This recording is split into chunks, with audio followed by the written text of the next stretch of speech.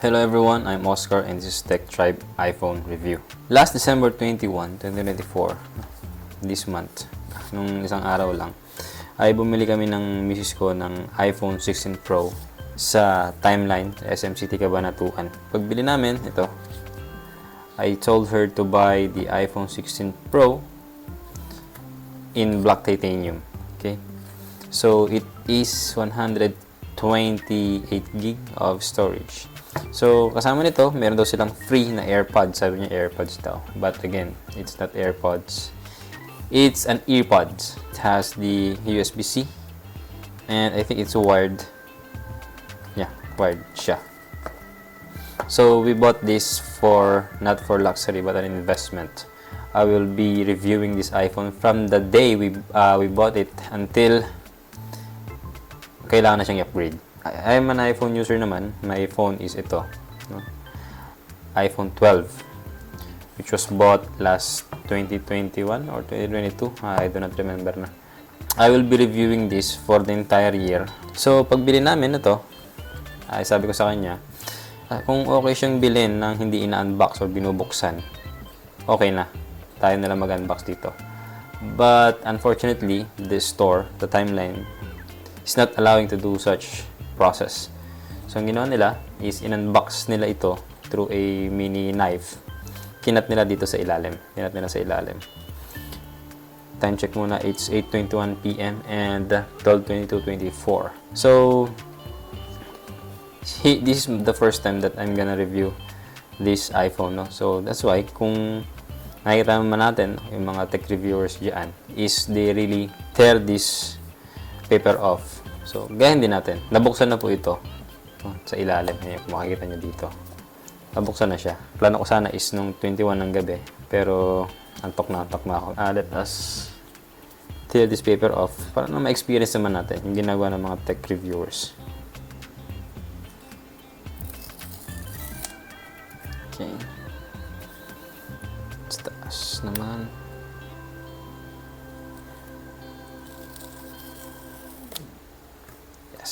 Sir. Yes, sir. So, let's do this. So, this is black titanium. No? iPhone 16 Pro black titanium. Napakaganda naman niya talaga. Whoops. Yeah, I think nabuksan na to kasi may mga air bubbles na siya dito. Check muna natin kung ano yung laman ng nasa box. Ito ang laman ng box, no? Meron siyang charger cable. Ano bang tawag ito ng iPhone? I do not know. Is a Type-C na siya. No? Type-C na siya. Meron tayong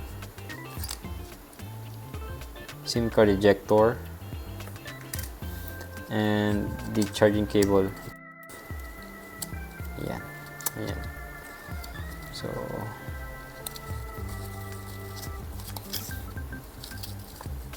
pinupunit ba to? No, hinihila lang pala. So, yeah. So, here's the Type-C. Type-C na rin ang cable ng mga iPhones nowadays. I don't know kung anong year sila nag-start na mag-release ng iPhone charger na Type-C. It is because that the EU has instructed or passed a law requiring the Apple company to produce iPhones with Type-C connectors. So, yan siya. And, dito yung booklet. Dito yung booklet. Oops. Booklet. Mini booklet. Paano ba to? Yeah. May booklet na hindi naman din binabasa ng maraming tao. Yan. Yan. No more, no less. Yeah, no more, no less. Kasi muna siya. SIM card ejector. Oops, ang hirap niya alisin. So, tanggalin na natin siya. Oops, yaman ni popcorn. So, napakaganda naman talaga ng iPhone 16 Pro. Meron siyang tatlong camera. Medyo rounded yung kanyang corners. Unlike sa iPhone 12 na parang medyo sharp siya. Meron siyang fingerprint. Medyo dumidikit pa rin mga fingerprint natin sa iPhone 16. let us check the dimension. No? Kanyang taas, we have a 149.6 mm na height. The width is 71.5 millimeters. And the depth, o yung kanyang kapal, is 8.25 millimeters. Unlike sa iPhone 12, mas mabigat siya ng bahagya. Based on the Apple website, meron siyang 199 grams. Medyo mabigat talaga siya. Medyo mabigat. So, yeah. And 6.3 inches yung kanyang display. Resolution is 2622 by 1206 pixels at 460 pixels per inch. No? Hindi ko lang alam kung makikita nyo dito yung kanyang dynamic island. And meron din siyang, of course, always on display. And 120 Hz na rin yung kanyang ProMotion display. Let us now check its external buttons and connectors. So, sa left side, ito na kanyang action button. Dati is sa iPhone 12 silent button yata yun or toggle. But now, it is a programmable button where you can set a, for example, flashlight, shortcut. Pwede rin naman silent. But I think there's a new setting there that we can set up in the next few videos. So, nandito rin yung kanyang volume up and down. And we also have here the SIM card tray. Nasa left side siya, yung SIM card tray natin. And on the top, we have the antenna band. The bottom antenna band. And on the right side, the lock or side button na tinatawag. Meron din siyang, I don't know kung makita nyo dito, yung stereo speaker sa taas. Built-in stereo speaker sa taas and sa ilalim. Meron siyang built-in na microphone dyan. And this is the USB-C connector. So, ma-fingerprint pala ang black na iPhone. Yan, may antenna band din siya dito. At the back, meron tayo ditong the infamous triangle camera of the iPhone set, iPhone lineup. We have here the Fusion camera, 48 megapixel Fusion camera. At the top, we have the ultra-wide camera, 48 megapixels as well. And the 12 megapixel telephoto 5x optical zoom. No, medyo fingerprinty pala siya. Inside of this iPhone 16 Pro is the 18 Pro chip. NOP Philippines. Continue. Yeah.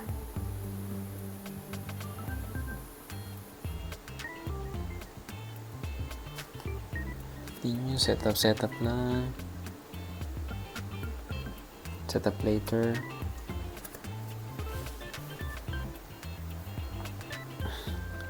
Don't transfer anything.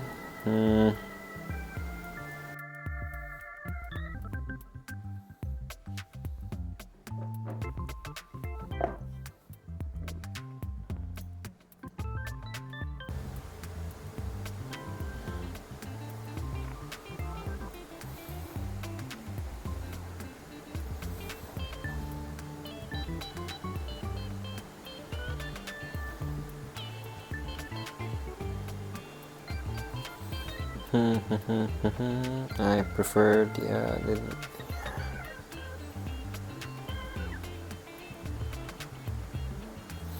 So, setup na ito. Sinasabi, setup na daw natin dito yung action button sa left side. Pero, let us check it. Modify it later na lang. The new camera control, ito siya. Ito, the new camera control. Later on, testingin natin siya. Okay? Welcome to iPhone. Yun, no? Kita nyo naman, napakaganda. Napakaganda talaga. Yeah. So, sa settings natin, check natin. Oops, verify email. Later, ayusin natin yan. Later natin ayusin yan. Here's the set of iPhone. Later natin ayusin yan. Then, let us check the battery. Battery health. Maximum capacity 100%. Ibig sabihin lang nito, hindi pa talaga nabubuksan or nagagamit. Cycle count is 0, hindi pa siya na-charge. So, mamaya pa lang natin siya charge. And manufacture date is ng September.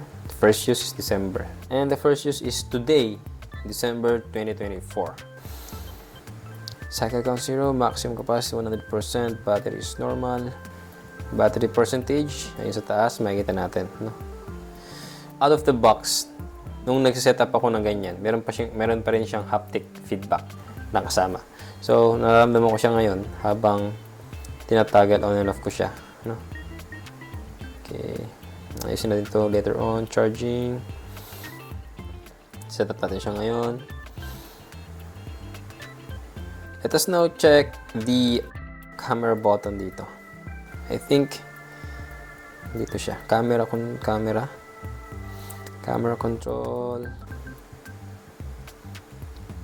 Pero out of the box, I think napipindot siya. Ayun oh. Isang press lang. Cancel muna. Meron siyang photographic style na tinatawag. Photographic style. Set up later. So, ito yung photographic style natin. So, iba't ibang color, iba't ibang palette, iba't ibang style. In short, filter lang siya. Okay? Filter lang naman siya. So, every time na mag-swipe up ako, magpabago siya ng style, photographic style, or ng filter na tinatawag. So, ayusin natin ito later on. Natural. Let us try this. Oops, may flash pala siya. Live button. Yun know. So, hindi siya totally press.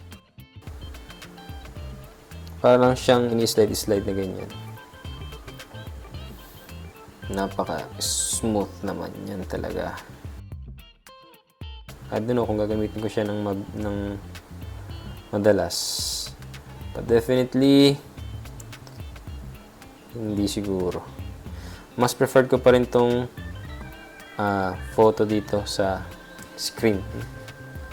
Check natin. Picture natin to. Naka-live pa rin siya. So, yeah. As you can see, iPhone 12 ang ginagamit natin dyan. Front camera. Oops, medyo umiinit na siya, oh. Naramdaman ko, umiinit na kanyang likod. Is it because of the pag nag-open ka ng camera? So, pagka ganyan, wala pa rin siya. Pero pag isang press, not totally press. May konting pressure lang, okay na. Okay.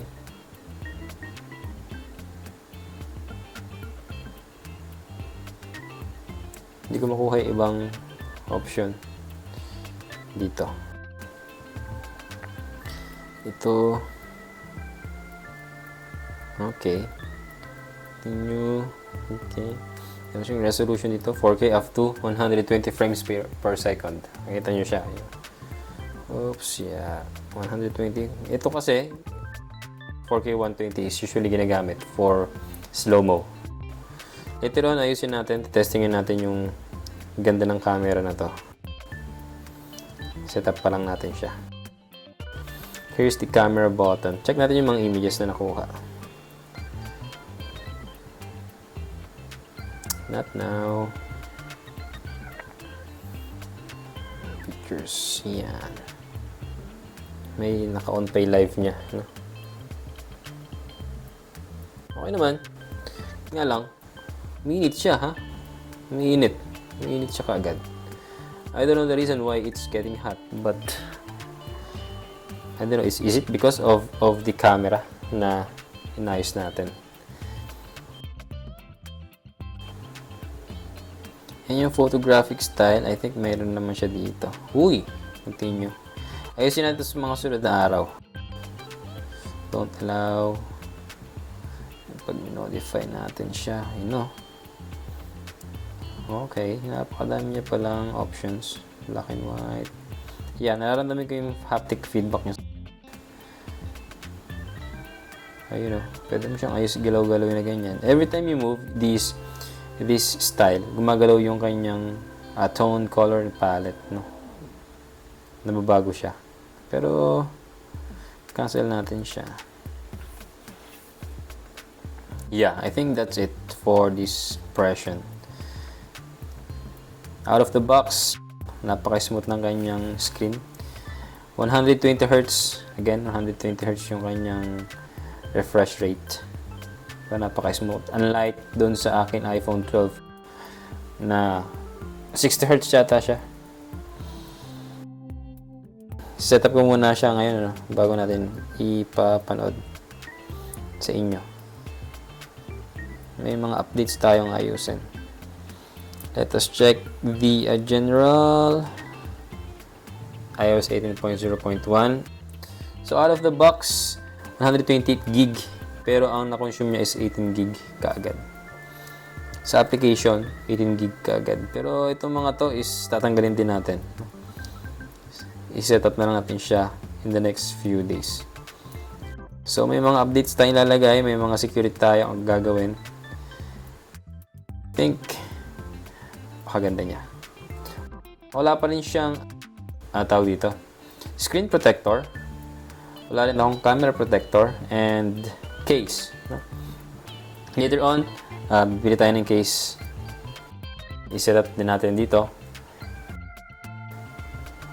Makita ninyo yung mga preferred brand ko to protect my iPhone 16 Pro. Medyo mainit siya, oh. Mainit siya. I don't know why. Yun. So, here's the earpods. Type-C na siya. Same with the... Siyempre, dapat talaga Type-C yan kasi Type-C naman itong iPhone 16 Pro. Diba? Oops. Yeah. Unlock iPhone to use accessory. Yeah. Napaka ano niya, napaka-bigat niya. Yeah.